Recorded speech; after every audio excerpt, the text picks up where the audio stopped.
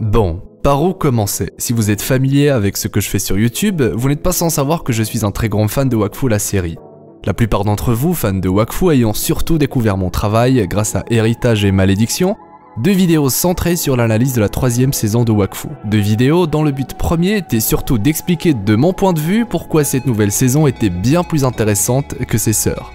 Aujourd'hui, les fans veulent connaître la suite, surtout après une fin de saison aussi intrigante. C'est alors avec grand plaisir que je me suis donné comme objectif de vous apporter des réponses. Du coup, concrètement, y a-t-il du nouveau concernant cette suite tant attendue? Va-t-on avoir l'occasion de revoir certains personnages présumés disparus, ou encore à quoi peut-on s'attendre en général quand on parle d'une 4e saison pour Wakfu? En quête de réponses et cette fois directement à la source, nous sommes allés à Roubaix en compagnie de mon fidèle ami Ryuzaka pour toquer à la porte d'Ankama.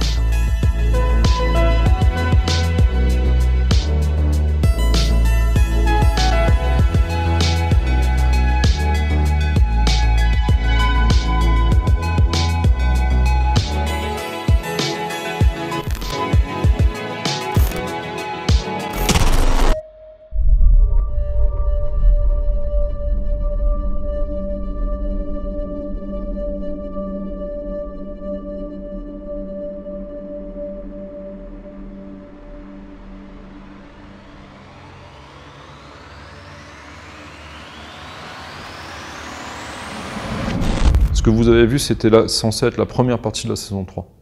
Okay. Et en fait,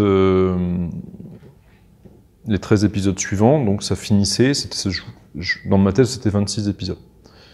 Et la totalité, en fait, c'était la saison 3, et il y avait déjà des choses de prévues, que vous avez, je pense, dans les grandes lignes compris, à savoir, ils arrivaient chez les dieux.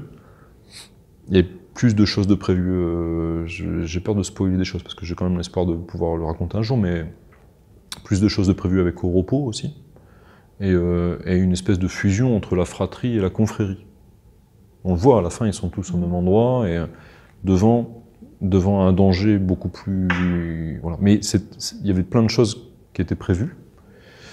Je suis un peu naïf des fois, et surtout, je suis un peu, comment dire, des fois je suis un peu trop optimiste. Et je me suis dit, mais la saison 1, la saison 2, ça a super bien marché en termes d'audience. Il n'y a pas de raison que ça ne marche pas sur Netflix ou sur France Télé. Sauf qu'on est passé de France 3 à France 4. Ça a bien marché sur France 4, mais bon, les budgets ne sont pas les mêmes. Et sur Netflix, bon, on n'a pas les chiffres, mais ils m'ont dit que ça n'avait pas suffisamment marché pour renouveler en fait, et aller sur une saison 4.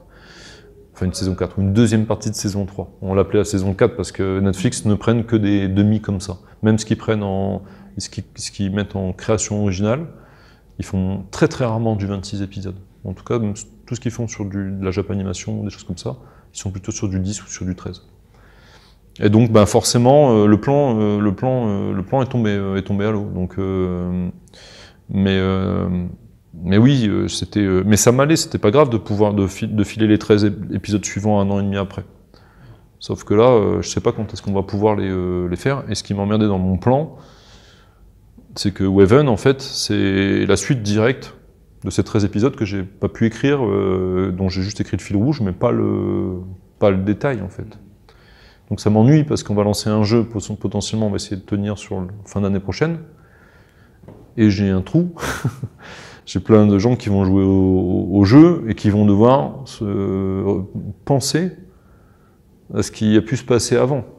Alors je sais pas comment on va faire.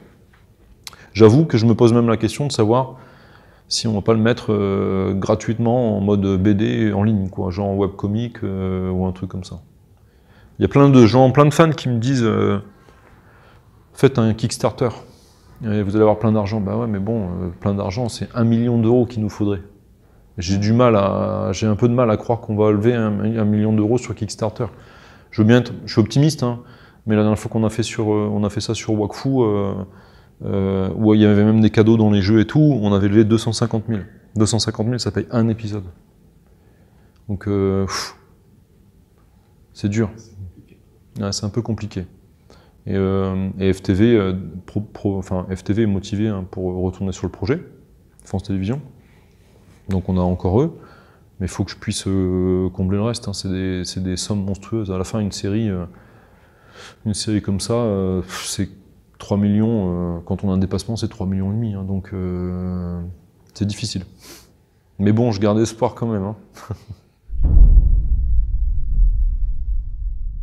On a commencé, et c'est encore en cours, de développer un gros plan de la vie d'Europo. Et en fait, j'aurais aimé le mettre, mettre ses origines. On apprend qu'en fait, dans ces origines-là, on va peut-être le sortir en bande dessinée. J'avais mis quelques planches d'ailleurs, je crois qu'il y a quasi un an, sur mon blog, quelques recherches. Et en fait, on apprend que dans le passé, avec son groupe, qui était formé avec des personnages que j'aime beaucoup, vous avez jamais vu, il y a un personnage qui s'appelle Bouillon, qui est un gros bourrin, c'est d'autres émanations en fait de l'esprit de Hugo. Il y a des jumeaux qui s'appellent Sider, il y a plein de personnages comme ça, et en fait ils vont, on les voit aller sur l'île d'Oma, et aller en fait attaquer Grougal, qui a l'Héliacube. Et en fait à ce moment-là, Grougal a l'Héliacube. Et en fait, Grougal il les défonce. Et il tue la moitié de l'équipe d'Europo. Europo c'est quasi un des survivants. Et en fait c'est le combat contre Europo qui rend Grougal aveugle en fait.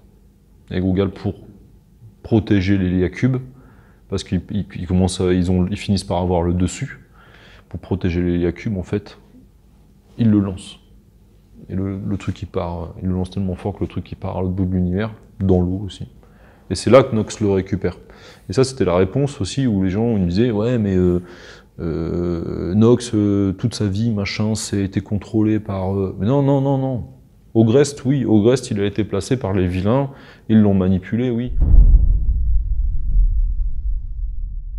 Évangile, j'avais commencé à écrire des trucs. Mais et en fait, même dans l'après, au niveau de la saison 4, on avait un truc. Et en fait, on lui avait placé un espèce de maître d'armes. Mais en fait, c'est nul. Et mais c'était une espèce d'espionne aussi, en fait. Et qu'au début, elle était chez les Sadida, et qu'elle était en mode un peu... Elle y va très jeune. Et l'idée, c'était qu'à un moment, on vienne lui dire « C'est bon, t'as bien travaillé pendant 15 ans, mais oublie pas. » Et en fait, il y avait un truc en fond. Mais en fait, maintenant, elle existe tellement, elle est tellement honnête, il y a un côté où elle est tellement pure, c'est peut-être un des personnages les plus purs que tout ça a giclé, parce que je me suis dit, mais ça marchera pas, en fait. Et donc, pour répondre à ta question, oui, on avait fait des trucs, mais tellement, et au début, ça paraissait une super idée, hein, d'avoir, voilà, des mecs, une espèce de guilde, hein, ouais, une espèce de guilde qui vient la voir, et qui lui dit « Bon, ben c'est bien, t'as bien travaillé, maintenant va falloir que tu passes à l'action, parce que il y avait un truc pas mal, mais ça collait plus à son... » En fait, le problème quand tu crées des personnages, c'est qu'il y a un moment, t'as tellement écrit de trucs sur eux. Là, il faut se rendre compte qu'on doit avoir peut-être 40 heures de contenu sur la confrérie. Il y a 2 saisons de 26, donc il y a déjà les 53 épisodes de base avec le spécial. Il y a 3 spéciaux de 45 minutes, il y a les 13 d'après. Ils ont tellement vécu qu'à un moment tu peux plus faire ce que tu veux. Il y a un moment t'as envie de leur rajouter des trucs, et puis le personnage dans ta tête il te dit « Non, non, tu m'as fait comme ça, maintenant ça fait trop longtemps que je suis comme ça je peux pas mec. » Et là tu fais « Ah, merde, ben ok. » Et en fait tout ce que tu peux faire, c'est les mettre dans des contextes, leur tendre des pièges, les mettre dans des situations pas possibles, et après, tu observes comment ils se comportent. Et en fait, finalement, c'est ça qui est bien, c'est qu'à un moment, quand tu les tiens, quand ils se mettent vraiment à exister, et ben en fait, tu peux plus faire n'importe quoi avec leur caractère, tu peux juste les mettre dans des situations terribles, et puis là, tu regardes, tu penses, tu fais, moi aussi, je mets Hugo là-dedans, qu'est-ce qui se passe? Ah bah, il réagirait comme ça. Et t'as même plus besoin de réfléchir, le truc, il se découle tout seul, en fait. Et même les fans qui connaissent les personnages, ils pourraient faire ce travail-là aussi. Mais sur Évangile, c'est pas que je suis bloqué, c'est que je voudrais lui trouver un truc super cool, mais j'ai l'impression qu'en lui rajoutant un truc trop cool, bah finalement, tu vois, il y a un truc, ça va faire pièce rapportée, et ça m'ennuie, parce que je l'adore comme elle est là, et j'ai pas envie de lui créer un background juste pour amplifier, tu vois, l'aura du personnage. Je la trouve tellement belle comme ça qu'en même temps, j'ai pas... Elle reste forte quand même, elle déglingue Toxine en étant enceinte. Enfin, tu vois, là, pour moi, elle est balèze, quoi. Elle est classe. Je le faisais revenir dans la deuxième partie. Qui, lui, est pas mort. Et Kill Bill, c'est plein de choses. Oui, mais en fait, on l'avait amorcé dans la première partie de la saison 3. Parce que tu vois que Armand, il est marié avec une Osa. Et donc et que cette Osa, elle essaye de marier, c'est pas gratuit, hein, on l'a pas mis juste comme ça pour mettre un gag, elle essaye de marier Amalia avec son cousin. Donc il y a ce côté-là, qui était... et en fait, pour être... je vous le dis, parce que peut-être on la mettra... Il y a une scène qu'on a coupée, et qui existe, en fait, qui est animée, qui est propre. C'est le couronnement d'Armand, qui devait arriver en fait à la fin de l'épisode, le dernier épisode, le 13e épisode de la saison 3, où on voit en fait, c'est la fête chez les Sadida. Et en fait, tu vois Armand qui s'approche avec sa reine, et en fait, tu comprends qu'il est couronné parce que le roi Sadida qui était malade, c'est terminé. Et donc dans la deuxième partie, on était parti pour aborder ce sujet-là, et notamment, et j'en dirai pas plus après, mais notamment la place d'Amalia là-dedans en fait. C'était vraiment quelque chose qu'on voulait développer. Et même pire que ça, c'est que ce format-là, on est en train de faire des tests en dessin. On a une nana qui bosse avec nous, qui finit le tome 5 de Wakfu et qui bosse avec nous depuis 6 mois. Et la grande question qu'on se pose, si j'arrive pas à avoir de perspective... En fait, peut-être je vais me faire quelque chose que j'ai jamais voulu faire. C'est que potentiellement, cette saison 3, elle sortira en webcomics. On vendrait même pas peut-être on vendrait les BD, mais en tout cas, on les mettrait dispo gratuitement en ligne, parce que j'ai pas envie, en fait, que les gens commencent Waven sans avoir les clés. Et le truc par contre, que j'ai jamais fait, mais potentiellement qu'on ferait, c'est que on le met en ligne en webcomics et on raconterait l'histoire plus tard si je peux le faire en animation. J'ai jamais fait ça, parce qu'à chaque fois je me suis toujours dit, à chaque fois c'est une nouvelle histoire, quel que soit le média, on raconte toujours un truc différent, un truc en plus. Mais dans ce cadre-là, je pense que c'est fort possible qu'on fasse la BD en ligne, dans un dessin assez simple, mais pour pouvoir vraiment raconter beaucoup d'histoires. Ça serait un roman, pour moi que ça serait pareil, mais les gens ne lisent plus, alors, ça serait plutôt une BD. Et après, si on a la chance de pouvoir le faire, je raconterai la même chose sur les 13 épisodes suivants. Je jamais dire jamais en fait, mais pour moi c'était la fin. De la même façon que sur le film d'Ofus, c'était vu aussi comme une trilogie, ça avait été pensé comme ça en amont, on avait les méchants, on a même mis des indices. Peut-être, tu vois, dans le cadre d'un... peut-être dans le cadre de... Tu vois, on avait pensé... un truc qui m'aurait plu, c'est de raconter les aventures d'Eleli et Flopin. De changer, nos héros. Garder vraiment le ton de Wakfu. Donc garder vraiment ce côté un peu pré-ado-ado. Sans aller... peut-être aussi... Mais retrouver le ton des saisons 1, saison 2 un peu plus espiègle. Avec Eleli et Flopin et Pain. Mais pour moi, Pain, dans la saison 3, c'est typiquement le Jack des Indestructibles 2, que j'ai vu après, forcément après, c'est sorti après la saison 3, mais quand j'ai vu ce qu'ils avaient fait avec Jack dans le deuxième film, je me suis dit, ah, oui, mais en fait, Pain, pour moi, c'est ça, il va avoir plein de pouvoirs, je voulais en faire un espèce de personnage surpuissant, dont il faut contrôler, dont le frère et la sœur doivent contrôler, en fait, les accès d'humeur, les trucs et tout, et c'est exactement ce qu'ils ont joué dans Les Indestructibles 2.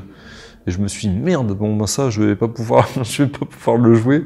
Ils l'ont trop bien fait là-dedans, ça va être compliqué tout le monde va me dire que j'ai pompé. Mais il y avait ce côté-là avec Pain.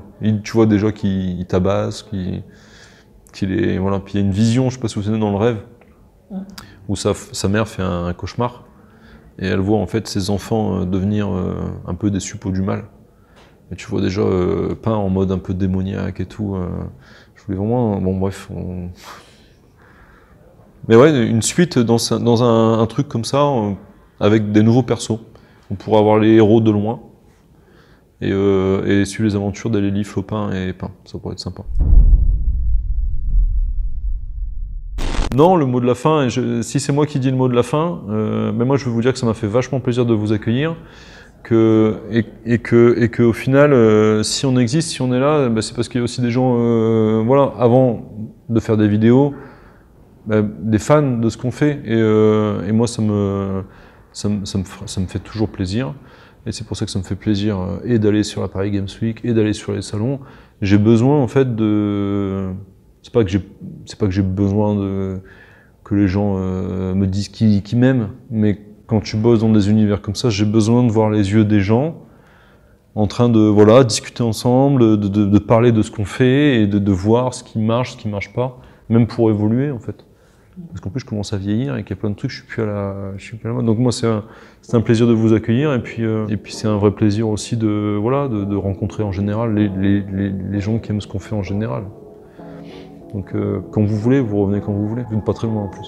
Et bien voilà, j'espère que cette première partie consacrée à la saison 4 de Wakfu vous plaira, et si c'est le cas, n'hésitez pas à me dire dans les commentaires ce que vous en pensez. Pour ma part, c'était vraiment un réel plaisir d'échanger avec Tot, et du coup, j'espère que cette vidéo aura stimulé votre imaginaire. Comme d'habitude, et en attendant la suite de l'interview, je compte sur vous tous pour bombarder la vidéo de pouces bleus, et aussi à la partager avec vos amis. C'est gratuit et ça récompense le travail fourni. Pour ne rater aucune vidéo ou news, je vous recommande vivement d'activer la cloche ou encore à me follow sur Twitter et Instagram. Tous les liens sont en description. Ceci étant dit, je vous souhaite une agréable journée ou soirée. C'était Hirosef, l'explorateur d'univers, pour vous servir. Si tu as envie de rejoindre mon équipage d'explorateurs d'univers, tu peux t'abonner directement en appuyant sur ma petite tête assez creepy.